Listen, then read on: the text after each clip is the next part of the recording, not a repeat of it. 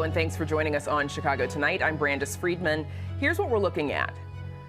The Chicago Police Department's plans to handle mass protests as the Democratic National Convention quickly approaches.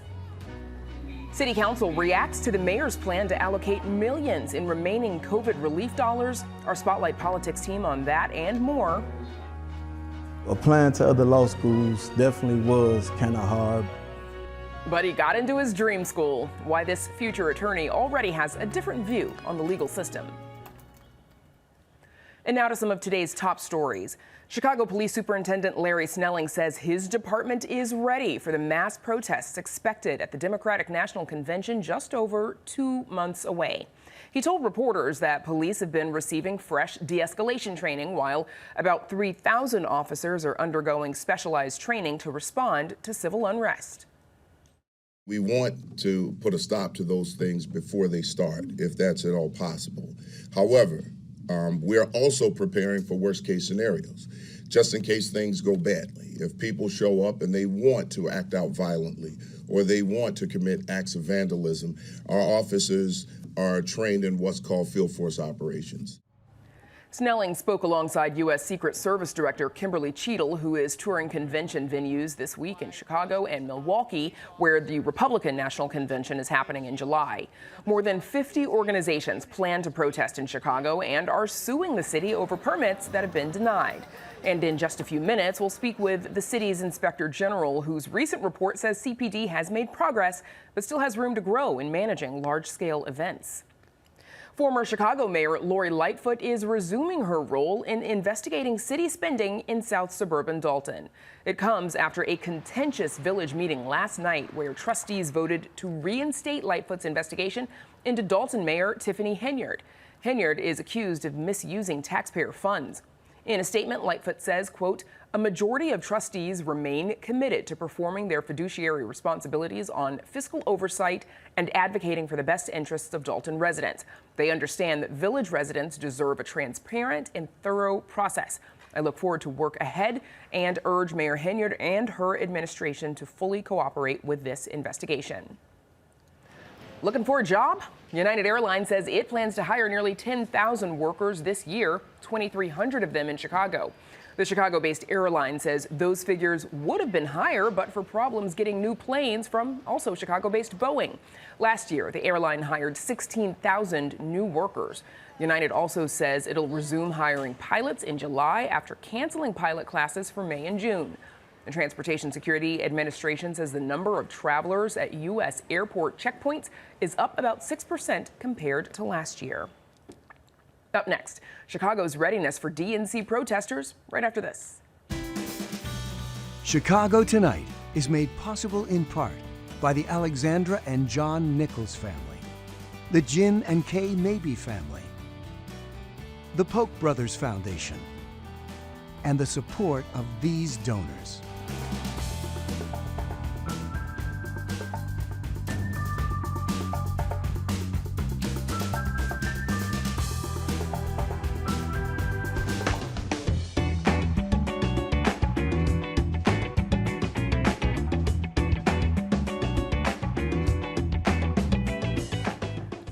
A new report from the city's Inspector General finds Chicago police are better prepared to handle mass protests than previously, but concerns remain.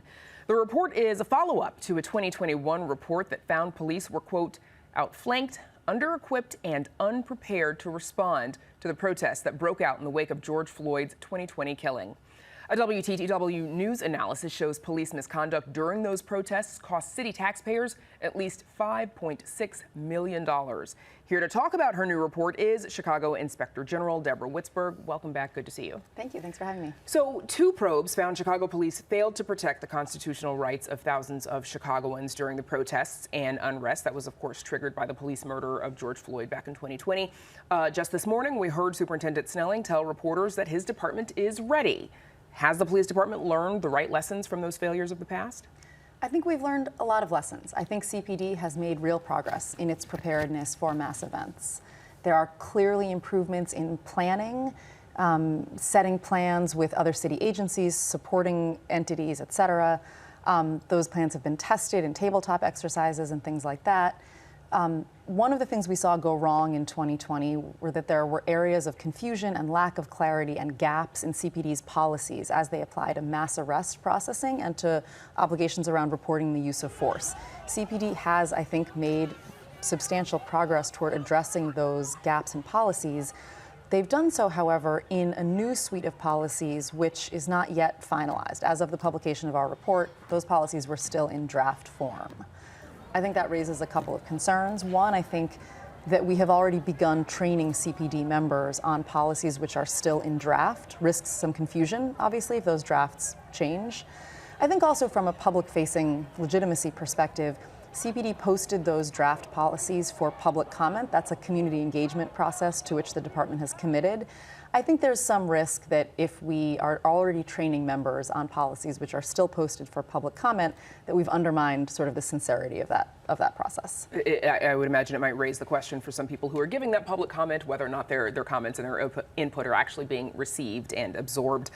You note that CPD's plans for handling mass gatherings, quote, risks escalating tensions and violating constitutional rights of lawful demonstrators. What exactly are your concerns? We raised some concerns about whether CPD's trainings rely on outdated principles of crowd control. We look at things like what kind of methods of analysis of crowd behavior are currently in use in other law enforcement agencies. We also look at whether CPD's plans and policies are sort of boding well for the department reckoning with the lawful protesters' constitutional rights. In the report, you also question if the practice of police encircling protesters, something known as kettling, and the use of pepper spray against peaceful protesters, concerns about those tactics. What are your concerns there? With respect to the use of OC spray or pepper spray against passive resistors in a crowd setting, CPD's policies allow for that use of OC spray in certain settings. That is probably out of line with guidance from other organizations, the International Association of Chiefs of Police, other major city police departments. Philadelphia is the one that we look at in the report. CPD's guidance is out of line there with guidance elsewhere. That raises some concerns, I think, for protecting the rights of lawful demonstrators. And then also the use of kettling. Your concern there? That's right. There is certainly some concern around whether Fourth Amendment rights are at risk if lawful demonstrators are contained along with people committing criminal actions. I would imagine that's not necessarily a de-escalation tactic, is it? That is the concern. Okay. A coalition of reform groups have urged the federal judge who is overseeing efforts to reform CPD to overturn a proposed policy that allows mass arrests of protesters during the Democratic National Convention, as we've mentioned, saying it violates the First Amendment and the consent decree. Do you share those concerns? So those mass arrest processes, those are among these newly revised policies that CPD has drafted. From my perspective, the issue that we saw in 2020 in the protests and unrest following the murder of George Floyd was a breakdown in CPD's mass arrest procedures.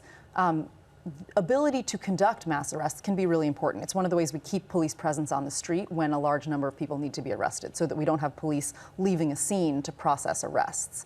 So I think that some of CPD's policy changes bode for a more orderly mass arrest process, which would keep everybody safer in uniform and out. At a press conference this morning, as we mentioned about security preps for the DNC, Superintendent Snelling was asked about your report, noted that he had spoken to you about it. Here's a little bit of what he had to say. We had a very fruitful conversation about things, and we're looking forward to working together to make sure that we address any issues that the IG's office may have regarding our training. So based on that conversation that you had with Superintendent Snelling, are you confident that he appreciates the concerns that you're raising, and B, that he is willing and able to address them in time? Yes. Hard yes. Yes, I am heartened by the progress CPD has made. I think Chicagoans should be heartened. I think there are persistent concerns. I think there is time to address them. And I sincerely appreciate Superintendent Snelling's engagement on these issues.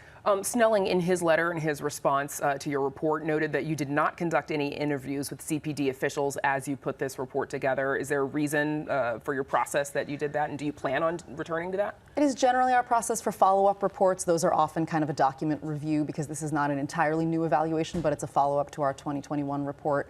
I think also, it strikes me as fair game to evaluate a policy on the face of the policy. That said, we are in constant communication with CPD, and we certainly look forward to more conversations about this and other matters. One of the issues that's been raised, CPD's approach to situations involving mass arrests and the use of body cameras by police. Has CPD clarified that policy? I think not only clarified, but I think that they have meaningfully improved their inventory of deployable equipment for purposes of body-worn camera. That was another issue in 2020. Coverage was very poor in terms of how many people in that 2020 deployment had body-worn cameras. That's a problem for accountability. It's a problem for evidence collection. It's a problem in lots of ways. CPD reports that they are better equipped. They have more cameras to deploy, better processes in place to make sure that people out in a deployment to a mass event are equipped with body-worn cameras. That's good news for everybody. And of course, we'll see how this all plays out when we get to the DNC. Briefly before we let you go, what's next? And will we expect another report from you post-DNC to see how the CPD did? I think probably yes, and I look forward to that being a good news story. Okay. Well, we'll see you then when you come back. City's Inspector General Deborah Witzberg, thank you so much for joining us. Thank you. Up next, an inspiring story about an unlikely law student. Stay with us.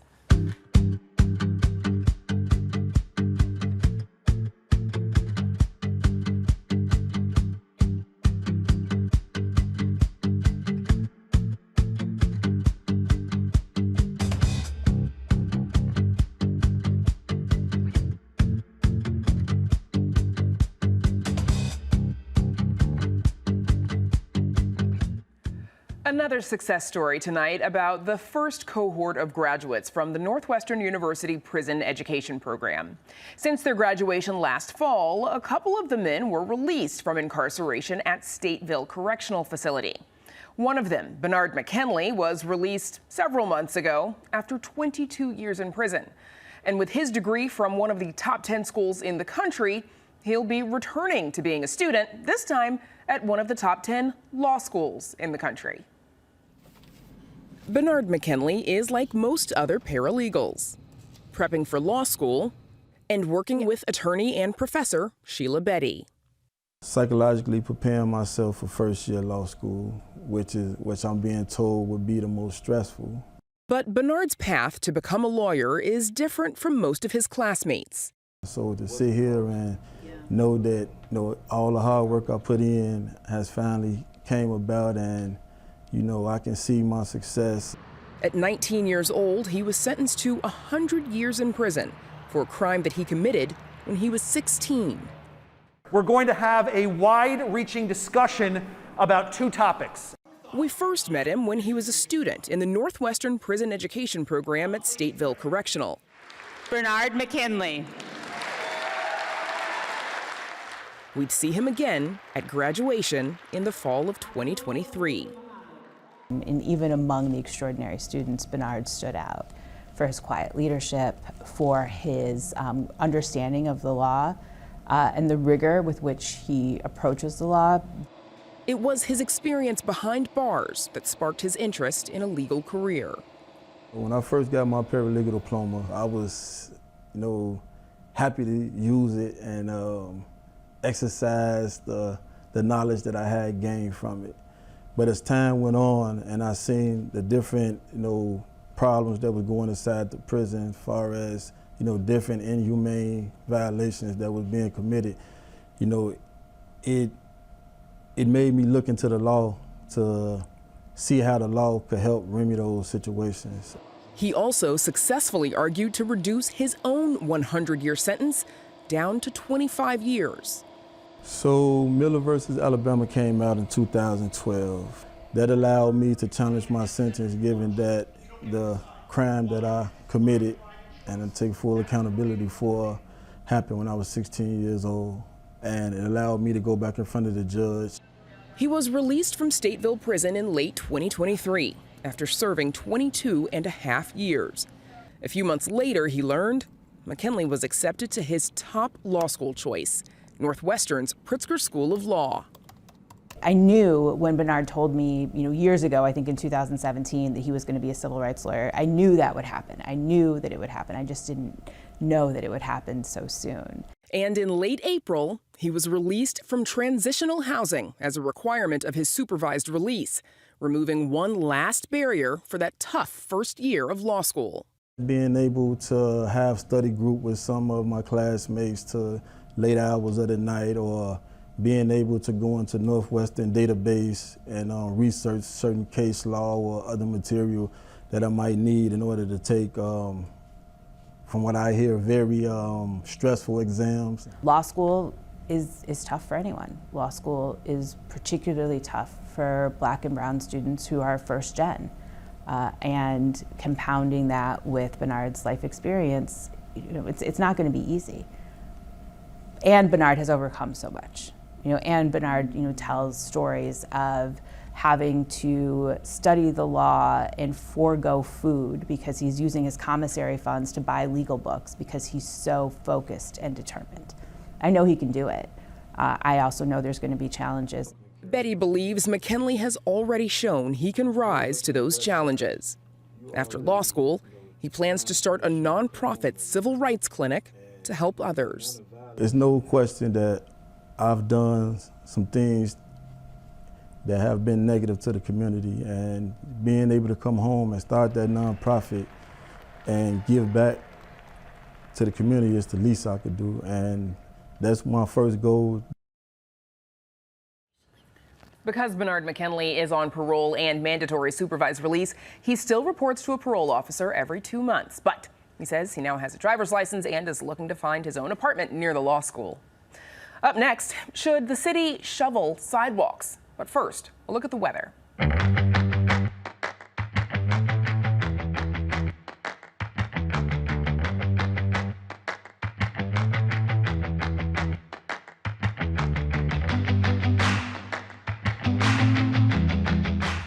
Mayor Brandon Johnson's been busily planning how to spend hundreds of millions in remaining COVID relief dollars before the end of the year deadline.